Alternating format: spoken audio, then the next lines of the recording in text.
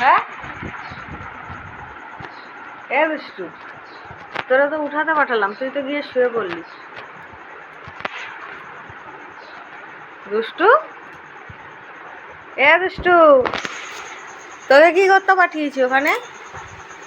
হ্যাঁ, শোয়ার জন্য? তোকে বললাম না দিদিকে ডাক। ওঠো মা,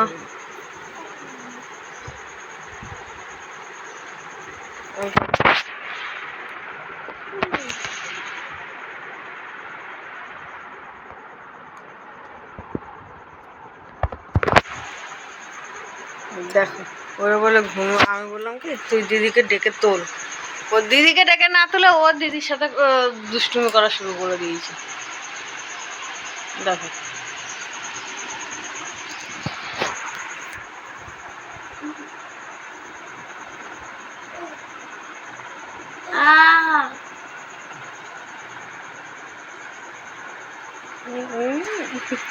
খেতে কুতু দিচ্ছে। বলো গুড মর্নিং দিদি, বলো গুড মর্নিং বলো। দুষ্টু দুষ্টু, দিদিকে গুড মর্নিং বলো। Good morning. Good morning. বলো ওঠো।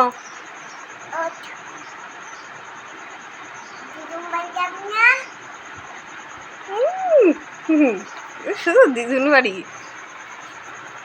ওঠো, ওই জায়গার একজন উঠে কালকের থেকে তোমাদের দেখিনি আমি, তুমি একটু আসো না, তাহলে আমার কষ্ট হয় না, আমার খুব কষ্ট হয়। তুমি একটু বাইরে আসো, আমি একটু তোমাদের একটু বলে নিই।